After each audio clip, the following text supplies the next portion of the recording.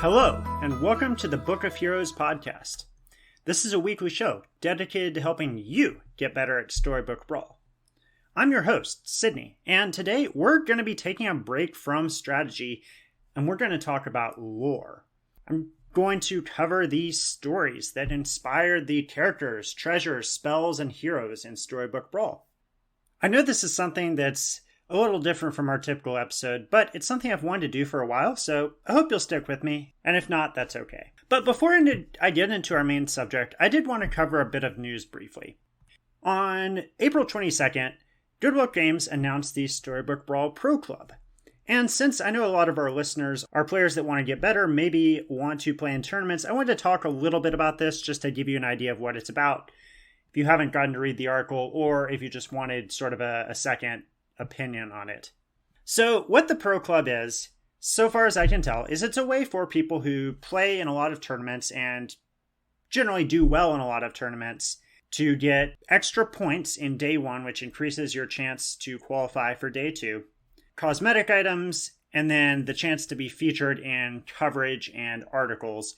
Overall, my take is that this is Good Luck Games' attempt to sort of build up a group of players that are particularly invested, that take the game seriously. And to be honest, it's mostly kind of minor benefits. But regardless, I figured I'd talk through them.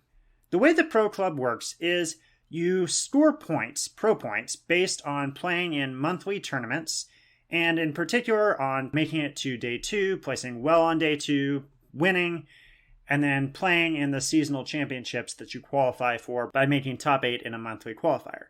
Note that seasonal championships players automatically get higher ranks in the Pro Club depending on their placement.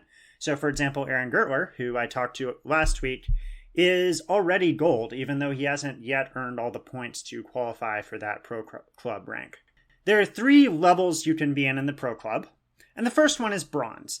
I won't be going through the exact point math, but basically in order to qualify for this, you need to play in day one of each monthly tournament for a year.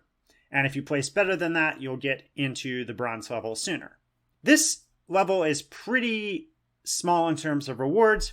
You get an extra point on day one of the tournament, and then you get a cosmetic item that shows you're a bronze level player. For reference, you needed 45 points to qualify for day two in the last monthly tournament, so 1 point is not that big a difference. The next level up is silver, and to make this level, you sort of have to average making day two in the qualified tournaments every tournament for a year. If you get a high placement on day two, you might reach this sooner, or you might be able to skip a tournament. But regardless, if you reach the silver rank, the number of points you get on day one increases to 5, which is pretty substantial. That's enough to make up for maybe one bad game during day one. The last rank in the Pro Club is gold. And to reach gold, you need to make day two every qualifier, and you need to probably make at least top 64 about half the time, or do even better than that to earn this rank sooner. Once you're there, though, the rewards are more substantial. You get 10 points for every day one qualification, which makes it much easier to qualify for day two. That's like getting a free first place finish. And you get swag, so I assume they'll send you some stickers or a Puff Puff plushie or something. In addition, I would guess that this is the level where you start being actually featured in coverage. Maybe you get the chance to write an article and you do get a unique cosmetic item, which they haven't said what that is yet, but kind of nice if you're that caliber of player. Overall, I think this is sort of a nice to have. If you do play in a lot of tournaments and you do relatively well, this is a good benefit. But frankly, that's most players. It's not me. I'm not quite at the level of making day two yet, so I think I'll probably get bronze if I stick with it, but that's not really much of a benefit. It's also a little weird that the players who are the strongest, that are most consistently able to place highly, get help in a place where they don't really need it. Presumably those players are already doing well on day one anyway, so I guess this is just a way to insulate them for bad luck. But I don't know if I like win more mechanics that much in terms of tournament structure. Although they can be fine in other types of game design. Anyway, not too much to say there. Just wanted to talk about the Pro Club announcement for a bit since I try to cover most of the major pieces of news on the show at some point. And that brings us into our main topic. which is the lore for Storybook Brawl. So, I did a lot of prep for this episode. I went through every single card, and I attempted to hunt down the source. Some of them were pretty obvious, some of them took a little more digging. I am not going to talk about cards today that represent something generic, a general trope, like Brave Princess, Dragon Nest, Evil Twin. All of those represent fantasy things that take place in lots of stories. So I won't spend time on it because frankly the list is pretty long already. I also might have missed some things. Definitely let me know if there's a card that I didn't talk about that has a story behind it, or there's one that I didn't tell the full story. I'm always interested to learn from the community. But that said, let's go through all these cards. Starting with the cards derived from nursery rhymes. I believe there's only 3 of these. Blind Mouse, referencing the 3 blind mice famously had their tails cut off by the farmer's wife with a carving knife. Did you ever see such a sight in your life as 3 blind mice? Next up is Humpty Dumpty, who sat on a wall, had a great fall, and despite the best efforts of all the king's horses and men, they could not put Humpty Dumpty together again. Fun fact, this rhyme does not reference Humpty Dumpty being an egg. I believe that depiction of him originates from Lewis Carroll, although it's certainly something you could infer from the earlier rhyme.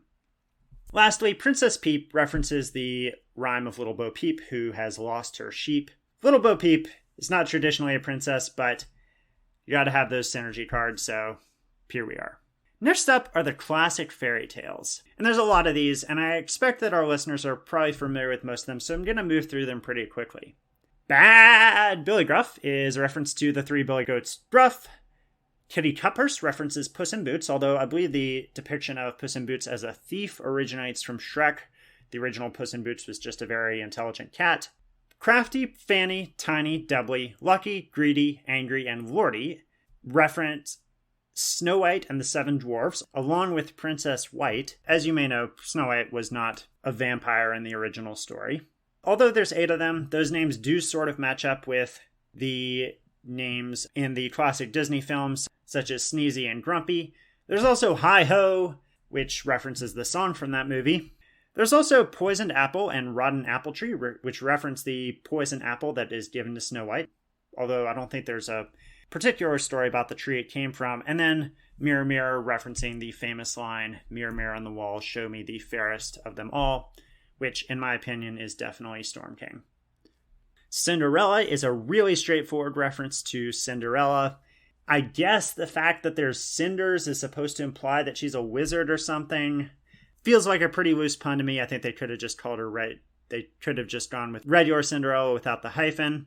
The Golden Chicken is a reference to the goose that laid the golden egg. Lonely Prince is a reference to the Princess and the Frog, though in this case, kissing him turns him into a frog rather than turning him from a frog to a prince. Gingerbread Knight is a reference to the story of the gingerbread man, who ran as fast as he could. I suppose that's almost a nursery rhyme, although there's more to the story. Baby Bear is a reference to Goldilocks, of course. Baby Bear brings along Mama and Papa Bear. Three Big Pigs references the story of the Three Little Pigs. Jack's Jumping Bean and Jack's Giant reference the story of Jack and the Beanstalk, although Jack does appear in many other fairy tales as well in a variety of roles. Spinning Wheel and Spinning Gold reference the story of Rumpelstiltskin, although I believe the general trope of the spinning wheel does appear in other fairy tales as well. Helm of the Ugly Gosling references the story of the Ugly Duckling. Beauty and Beauty's Influence reference the story of Beauty and the Beast, of course, classically turning creatures, the Beast, thought to be evil, good. Geppetto references the man who made Pinocchio. Grandmother refers to the grandmother from Red Riding Hood, who Red Riding Hood unfortunately discovers is wolf in disguise. Great flavor on that one. The Nutcracker refers to the story best known as a ballet. The Pied Piper is, of course, the Pied Piper of Hamelin, who piped away all the rats, but piped away all the children when the town refused to pay for his services. Shard of the Ice Queen is a fun one. I think this is referencing the Snow Queen, which is the story that inspired Frozen. In the original story, the Snow Queen is evil and does not sing a song. Frozen's great, though. Love Let It Go. Genie's Wish references the story of Aladdin, which comes from 1001 Arabian Nights. And lastly, the end, True Love's Kiss, and It Was All a Dream all reference things that take place in a lot of stories, but I love those names for spells so much that I wanted to reference them here. In particular, It Was All a Dream, awesome flavor for a spell. Next up is stories from mythology, and in particular, there are a ton of references to Greek myth in Storybook Brawl. The Labyrinth Minotaur, of course, comes from the story of Theseus. The Trojan Donkey is a reference to the Trojan horse. Just as the donkey pops out random creatures, the Trojan horse was used to smuggle soldiers inside the walls of Troy. Also, fun fact, you might think that the Trojan horse is from the Iliad, since the Iliad tells the story of the Trojan War. But, in fact, you have to read the sequel, the Odyssey, in order to find out what happened at the end. The end of the Trojan War is not actually covered in the Iliad. Both great stories, though. Medusa is the famously cursed woman with snake hair that turns you to stone when she looks at you. The Southern Siren, I believe, is a reference to the sirens from the Odyssey. Odysseus plugged his crew's ears with wax, but he had them tie him to a mast so he could hear their song without jumping overboard on his ship and swimming to them only to be dashed on the rocks. Similarly, the Southern Siren lures your opponent's characters to your side. Hercules is best known for his 12 labors. I am a little disappointed that his quest in Storybook Brawl doesn't reference the number 12 in any way. And then there's a bunch of things that are named after various gods. Hermes was, of course, the messenger god. His boots were more like sandals, I believe, in the original myth, granted him the ability to fly. Aries was the god of war. I don't think he was known for his eyes in any way, but I guess it made sense that his eye would make everyone more warlike. Athena, the goddess of war and also wisdom. So she's a little wiser. Maybe her blessing only buffs your own side. Charon, of course, was the ferryman of the dead. He and his coin both buff your creatures that died, and I like that it's a coin because in Greek myth, the realm of the dead was also considered the sort of origin of money due to Hades being the god of both. Lastly, I think the crown of Atlas might be a reference to the Greek titan who holds up the world, although I don't understand why it makes your animals good. That doesn't have anything to do with the titan, so someone let me know if you understand that reference. The Horn of Olympus references the home of the gods, although I don't think it's known for any particular horns. Ambrosia was the food of the gods, alongside nectar, their drink. King Midas was the famously cursed king, not to be confused with the other cursed king character, who everything he touched turned to gold, and of course Hand of Midas also references this story. As you probably know, Midas was not a chicken in the original story. Pandora's box, of course, was the box containing all the evils in the world, which Pandora was too curious not to open. The Spear of Achilles, of course, references the hero of the Iliad, well, at least hero in one sense. Did some fairly unheroic things. Interestingly enough, Achilles was better known for his armor and shield, which were both crafted by Hephaestus. His spear did not occupy an important role in the original story, so bit of a miss there. The Fates, of course, were the three women who controlled destiny, fitting for the hero that destines a character to upgrade. The Sphinx appears in both Greek and Egyptian mythology, but the Greek Sphinx was female, and that appears to match the hero in Storybook Brawl. The Greek Sphinx is best known from the story of Oedipus, which I'll not summarize on this podcast because my goal is to keep it family-friendly. Lastly, the spell Forbidden Fruit refers to the Greek legend of Tantalus, the eternally hungry character trapped in the underworld who is tormented by fruit he could not grasp, no matter how high he reached. That brings us to the second big mythological source of Storybook Brawl, which is Arthurian myth, the tales of King Arthur. And I should note that there are a lot of versions of Arthurian myth, so I'm going to give kind of the popular version, but some of the exact relationships between these characters might differ a little bit. Prince Arthur, of course, refers to King Arthur. Rumor has it that they're changing his name in the next patch. I sure hope so, because really he was much better known as a king than a prince. His wife was Guinevere, who's of course referenced by Gwyn, very flavorful that her ability is to knight someone, and one of her best knighthood targets is in fact Prince Arthur. Lancelot was Arthur's strongest knight, and also had an affair with Guinevere, so a bit of a rivalry there. His ability to get stronger when he slays certainly fits the character. Merlin, of course, was the wizard who brought Arthur to power, And his hat, his ninth book, and test all reference him. Merlin's hat and Merlin's test seem to be fairly generic. I couldn't find any references in the myth to a ninth book of Merlin, although I think it's a really cool name. Morgan Lafaye was a sorceress who sort of had an adversarial and somewhat complicated relationship with both Arthur and Merlin. Mordred, I believe, was Arthur's bastard son, who in some stories was the one who ultimately slayed Arthur as well. Excalibur, of course, was Arthur's famous sword. Now, in most versions of the myth, this is actually distinct from the sword in the stone, which gave him the right to rule England. Excalibur was given to Arthur by the Lady of the Lake, who also appears. The Round Table, of course, was the table at Camelot, which sort of symbolized Arthur's desire for equality. A round table meant that no one sat at the head of the table. And also, I guess, that your treants are just, like, incredibly huge now. Sir Galahad was Arthur's most pure knight. Though many knights quested for the Holy Grail, Galahad was the only one to succeed. A couple other characters, which are a little more deep cuts in terms of Arthurian myth. Mad Mim is the Mad Madam Mim, who appears in the Disney film The Sword in the Stone, and I think a few other stories before that. I really think they ought to adopt the full name. It's much better. The White Stag was an animal that could never be caught in Arthurian tales. It represents the quest for spiritual knowledge. The Green Knight appears in the story of Sir Gawain and the Green Knight.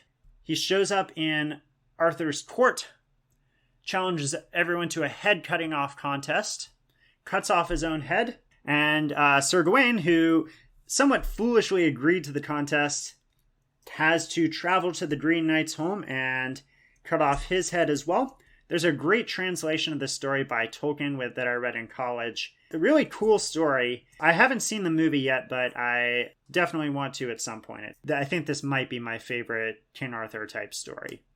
Lastly, The Singing Sword, I think, is a reference to a 1993 novel set in the King Arthur myths.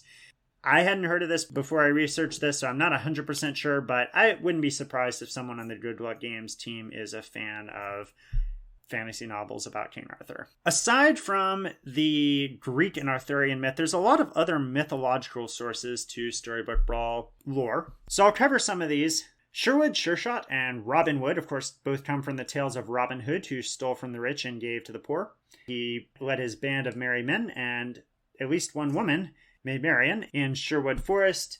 Of course, Robin Wood is a bit of a pun based on the fact that he's a tree in Storybook Brawl, but I also really appreciate that the character steals from the rich, your opponent's highest attack character, and gives to the poor, your lowest attack character. The bearded vulture, of course, is actually a real animal, but when I researched why it was included in the game, I found out this is actually a symbol of luck and happiness in Iranian myth. Which seems like a deep cut to me because I'm from the US, but maybe it's a very common story or trope if you are from Iran. The chupacabra is a mythical creature from North, Central, and South American folklore, best known for drinking the blood of goats. Baba Yaga is a witch who appears in Slavic folklore. I think the coolest thing about Baba Yaga is she has a dancing hut that raises itself up on chicken legs. Baba Yaga also appears in some Dungeons & Dragons stuff, so that's where I've ran into her the most. Nean Sea Terror refers to the creature Nean from Chinese myth, who appears at the start of the new year to wreak havoc. You might be surprised to note that I'm not putting Cupid in the Greek mythology section, but that's for people who don't appreciate the difference between Greek and Roman myth. Cupid is the Roman god of love, and his counterpart in Greek myth would be Eros. The Oni King refers to the Oni, which are demons from Japanese folklore and myth. Loki, the god of chaos. Jormungand, the serpent that encircles the world. And Ride of the Valkyries. The Valkyries, of course, being warrior women from Valhalla. All of these are from Norse mythology. Fountain of Youth appears in many myths. I had a hard time attributing it to any particular one. Telltale Quiver refers to William Tell of Swiss mythology, a rebel archer who is best known for shooting an apple off of his son's head. The Ark refers to the biblical story of Noah's Ark, in which he saves two of every animal from a great flood. Krampus originates in Europe, sort of the counterpart to Santa Claus, who punishes naughty children. And of course, Mrs. Claus refers to Santa Claus or St. Nicholas's wife. Notably, if you look closely at the art for Krampus, you'll see that he's carrying away Santa Claus. And I believe the Storybook Brawl team has said that that is part of their lore. Krampus has kidnapped Santa, and Mrs. Claus is riding to rescue him, which is why she is armed for war in her artwork. The celestial tiger refers to the Chinese white tiger figure. And lastly, Zelhua refers to one of the 7 giants of Aztec mythology. He's the personification of the Milky Way. There are a few cards that reference various superstitions as well in Storybook Brawl. The black cat, of course, is known to bring bad luck if it crosses your path. Cats are also known for having 9 lives, but the black cat only has 2. Maybe it ran through the first 7 already. The shoulder fairies are sort of a take on the angel and devil that sit on your shoulders and whisper good and bad things into your ear. I believe the 6 of Shields refers to the 6 of Pentacles, which is a tarot card that symbolizes wealth and generosity. And I suppose the 6 of Shields does increase your character's health, so there's something to be said there. The evil eye, of course, is the very common trope of cursing someone by placing an evil eye upon them, though what that has to do with supports, I have no idea. I guess it sort of works if you're doing Slay supports, which is basically the only time you play evil eye anyway, but I feel like they could have done a little better job connecting this treasure story to its effect. Wish upon a star, of course, is what you do when you're watching a meteor shower and you're a kid, or maybe you're an adult and you would still like your wish to come true. That brings us to modern stories. So the distinction between classic and modern fairy tales here is a little bit arbitrary, but most of the things in this list were written in the last century or so, or were kind of actual books rather than just stories that appear in many different places. The Queen of Hearts, Tweedledee and Tweedledum, Mad Catter, referencing the Mad Hatter, and the Drink Me Potion all reference Alice in Wonderland. Of course, the Queen of Hearts says, "Off with their heads!" Tweedledee and Tweedledum are 2 identical twins, more or less, that never seem to agree on anything. The Mad Hatter invites Alice to a tea party, and the Drink Me Potion gets Alice out of a jam by making her gigantic. The Good Witch of the North and the Wicked Witch of the West are, of course, from L. Frank Baum's story, The Wizard of Oz. In that original story, the Good Witch of the North is actually distinct from Glinda, who is the Good Witch of the South. In the movie, there's often said to be a plot hole because these 2 characters are the same, and it's confusing why Glinda would have sent Dorothy on a quest to see the wizard when she could have just told her to use the Wicked Witch of the East's ruby slippers in order to take her home. But this plot hole does not exist in the original story because the Good Witch at the beginning of the book and the Good Witch at the end are separate characters, and thus it is plausible that the Good Witch of the North does not know about the ruby slippers' power. I believe the Friendly Spirit is a reference to Casper the Friendly Ghost, though the character depicted in the art looks fairly feminine and pretty different from Casper. Ogre Princess, of course, is a reference to Fiona from Shrek. I'm so glad they got a Shrek reference in this game. It's definitely the biggest modern fairy tale. Of course, it's just a parody of a lot of fairy tale stories, but it also created some great original characters, including Fiona. Monster Book is a reference to the Monster Book of Monsters from Harry Potter, which is a textbook for care of magical creatures that will attempt to bite your arm off if you don't bind it shut. A heavy clasp. Not actually a spell book, but, close enough. Bearstain is a reference to the Berenstain Bears. Really classic children's stories. I have a lot of fond memories of the Berenstain Bears Big Chapter books, which were the lesser-known series which addressed topics relevant to the lives of teenagers, like dating, keeping yourself safe on the internet, and gun violence. But I think most people better know the Berenstain Bears for their classic children's picture books. Jesse and I talked about this before on the show, but the character Bearstain in Storybook Brawl has 2 different spellings, which I think just differ randomly between if you move the character on and off your bench. This is a reference to the fairly silly theory that there are alternate universes because many people remember the Berenstain Bears being spelled differently than it actually is.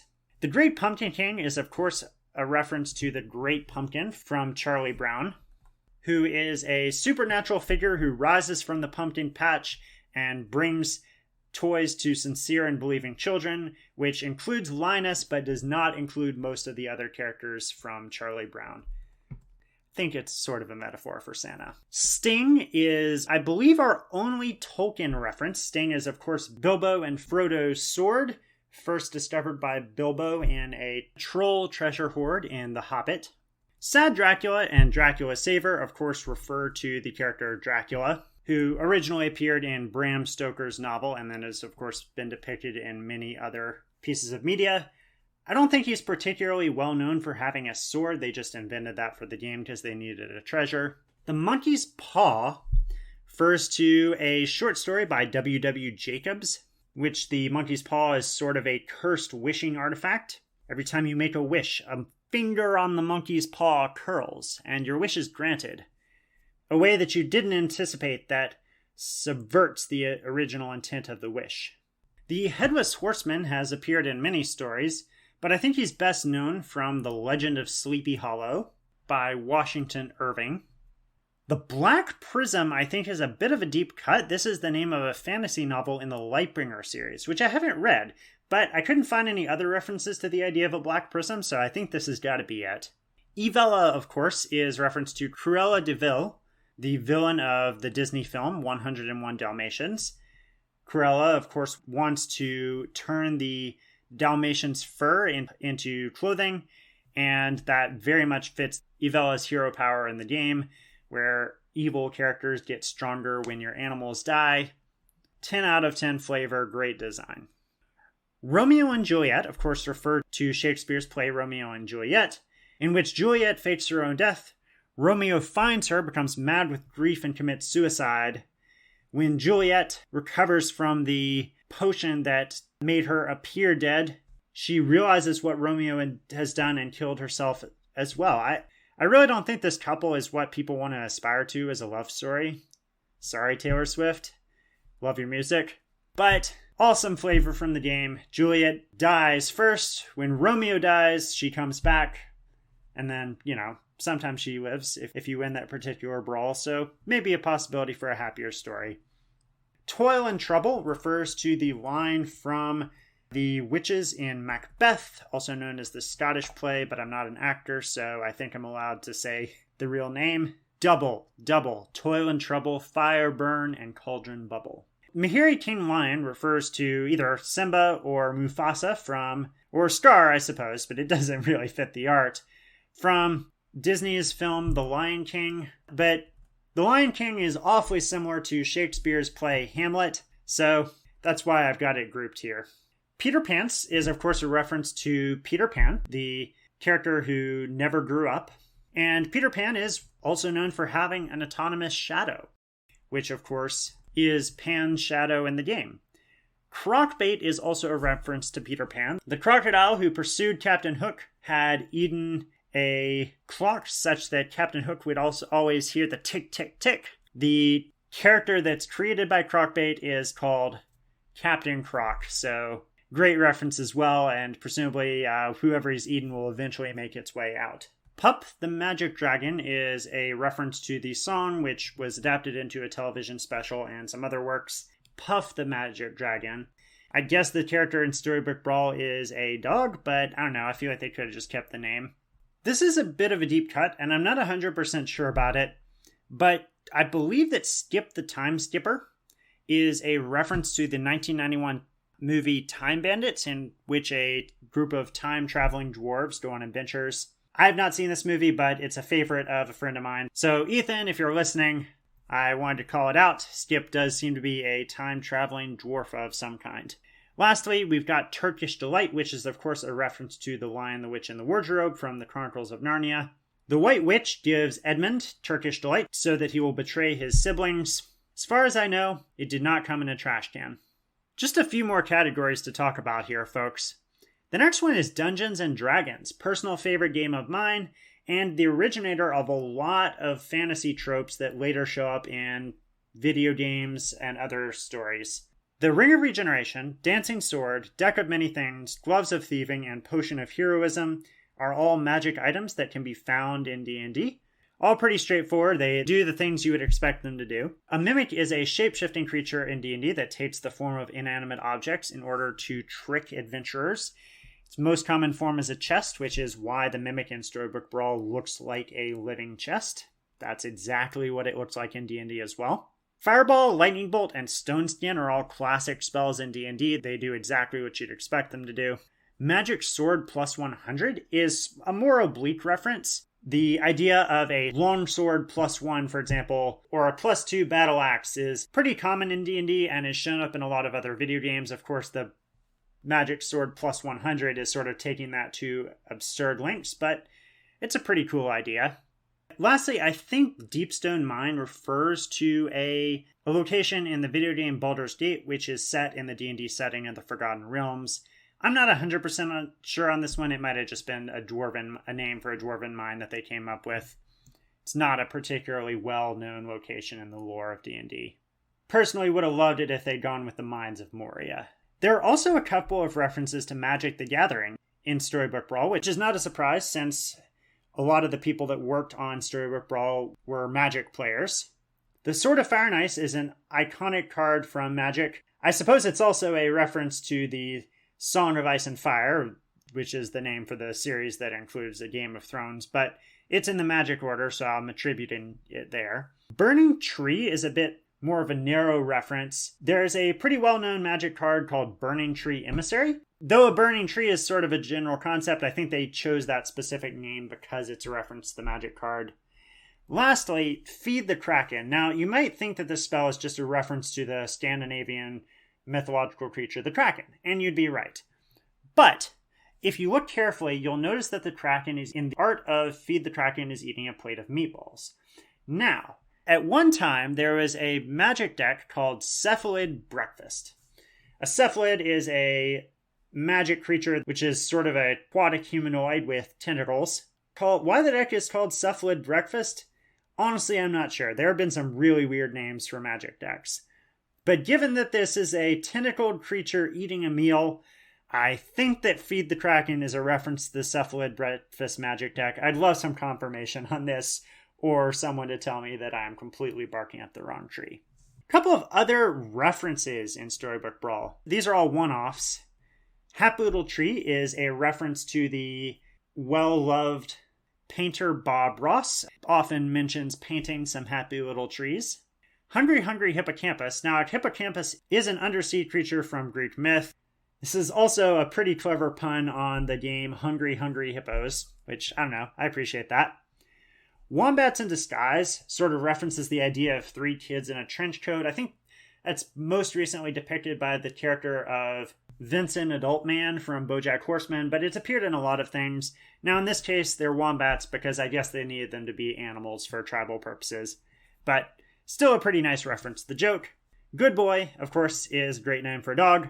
I remain firm in my conviction that Storybook Brawl should, similar to how Doubly becomes Triply when he is upgraded, I really believe that a good boy, when targeted by the spell Evil Twin, should become a bad boy, and an upgraded good boy should become the best boy. The Book of Heroes is a reference to a podcast covering Storybook Brawl. It's sort of a meta reference, but actually it was added to the game before we came up with the podcast name. I think this is actually a reference to the single-player game mode in Hearthstone called Book of Heroes, which predates our podcast by about a year. Of course, Hearthstone Battlegrounds was a major influence for Storybook Brawl, so that's probably where it came from. And it does make our podcast a little harder to find when you Google it, but I still like the name. Embiggening Stone. I don't know of any specific myths about a stone that makes you bigger, but the word embiggen was invented by The Simpsons. It is a perfectly cromulent word.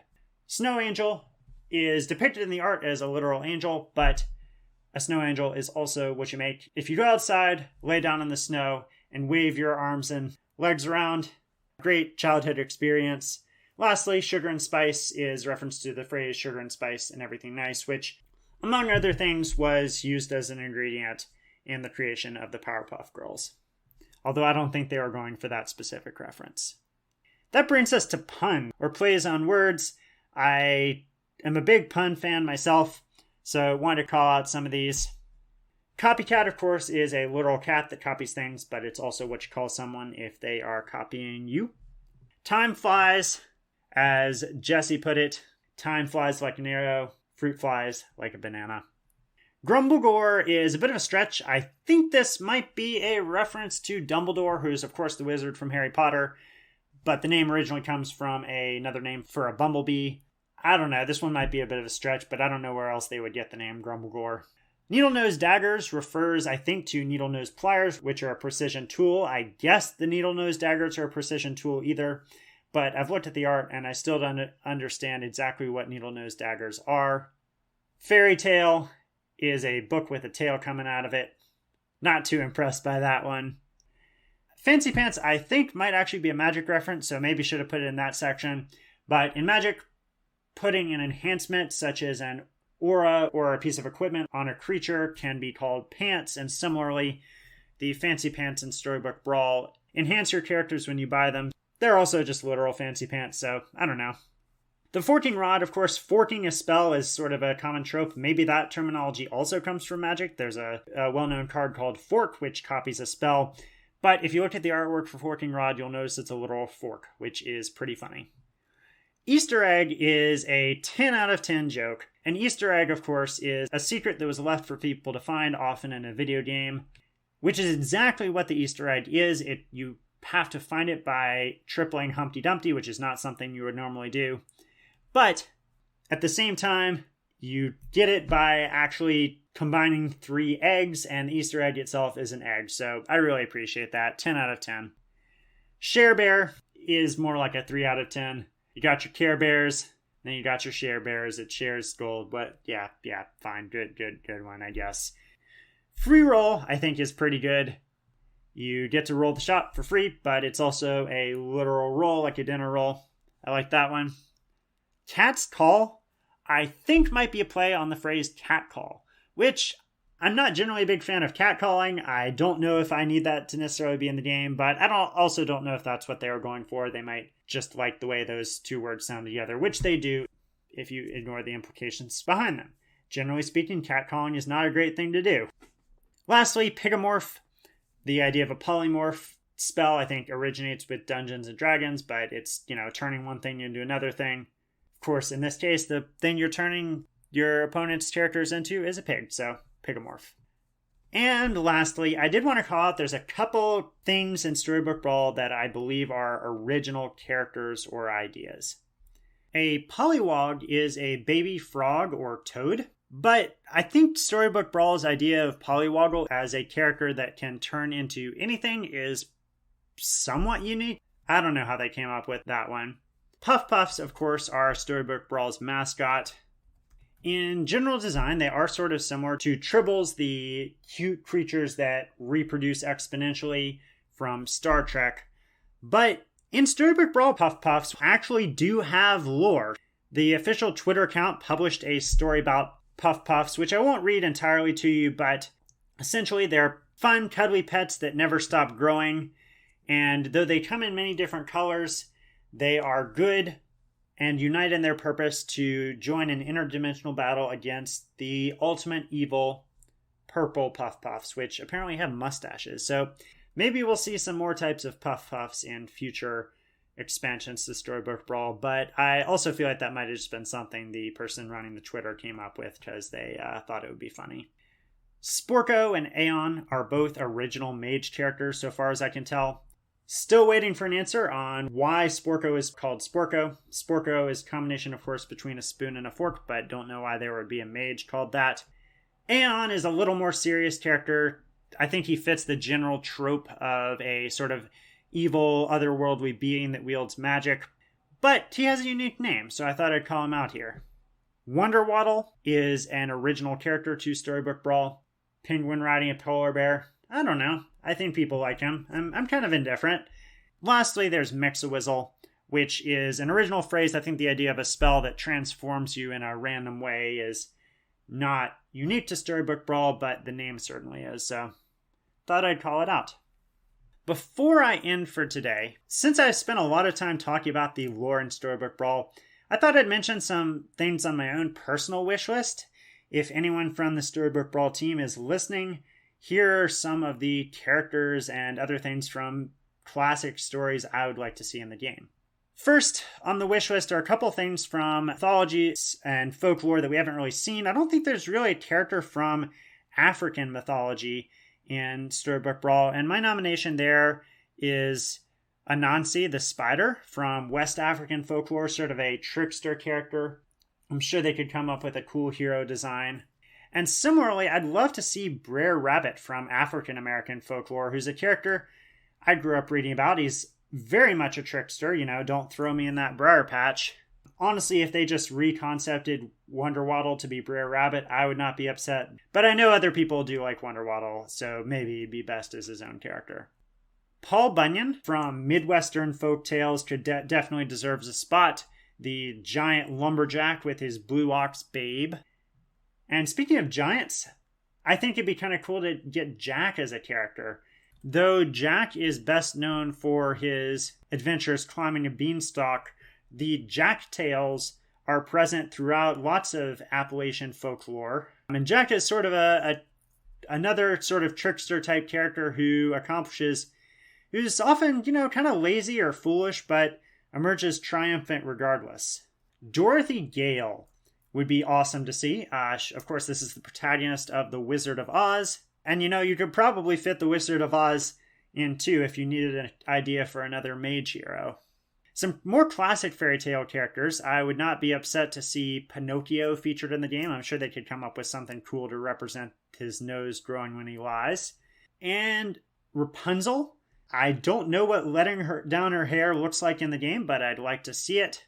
And Goldilocks. I believe they've already got art for her, so love to see what they could come up with Goldilocks as either a hero or character in the game. As far as Arthurian myths, I only really have one request, and that is Monty Python and the Holy Grail's Black Knight. Monty Python's a classic, and I think the Black Knight's probably the most recognizable character. He fights even though his arm's off. I'm sure you could come up with something for that. Couple ideas for spells. I think that the phrase fee, fi, fo, fum could fit somewhere in there. Most of these I don't have any idea what they do, but just a cool phrase. Likewise, there's definitely room for There's No Place Like Home as a spell. We do have Sting, but my number one wish for a Tolkien character is Thorin from The Hobbit. Great character. If you only watch the movies, by the way, you're missing out. He's really cool in the books, and if they ever needed a dwarf hero, I think I'd love to see a take on Thorin, the exiled prince of Erebor. Also wouldn't mind having the One Ring somewhere in there.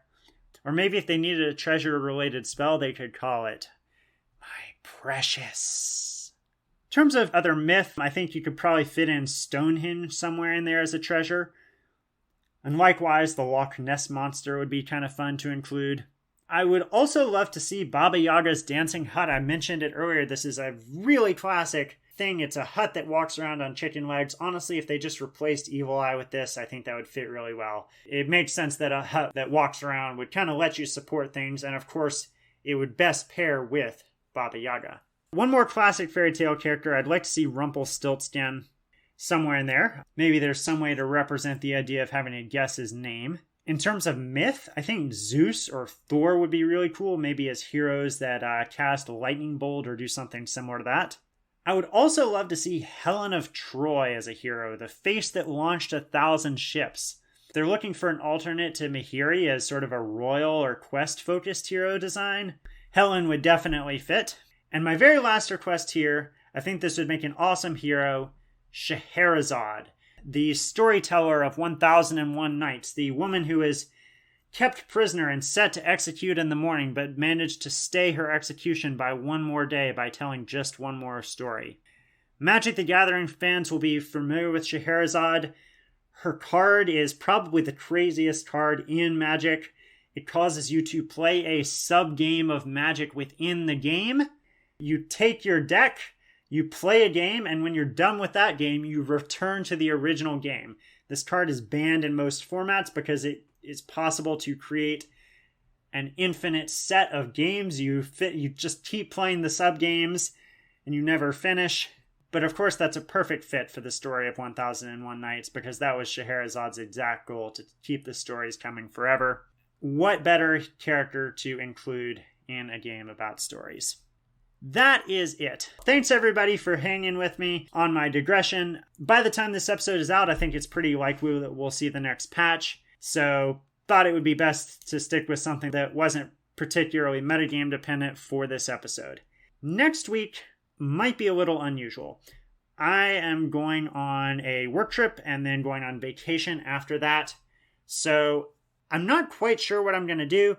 I might pre-record it, in which case it might not address the most recent patch. It might be a shorter episode that just sort of quickly goes over the patch changes, assuming we do get them. It might be a day or two late. And, depending on how things go, it's possible that you may just have to wait 2 weeks for your next episode. If there is any sort of delay in the release schedule, I will announce that on Twitter and Discord. Otherwise, keep an eye out. I don't want to promise anything, but I will do my best to get something out next week for y'all to listen to. At any rate, thanks for listening. Please let me know what you thought of the episode. Unless I get feedback saying not to, the show will probably occasionally do episodes that aren't super focused on strategy, just because honestly they're more fun to record and hopefully they're still enjoyable for you all to listen to. If you do have any feedback, please let me know. The best place to submit feedback is our Discord, which you can also join to talk with other fans of the show about the game. Great community of folks looking to improve. You can also submit questions to be answered on air. I haven't gotten any questions since I went solo, so if anything's been on your mind that you'd like to hear me talk about, please feel free to submit it. There's a link to the Discord in the show notes, by the way. You can also follow the podcast on Twitter at Book of Heroes SBB and email me at bookofheroessbb@gmail.com. If you'd like to catch up on the back episodes of the show, you can find them at bookofheroes.podbean.com and also on your favorite podcasting platform of choice. Lastly, you can find me playing Storybook Brawl. My username is Koga305, and I'll see you all in a week or two.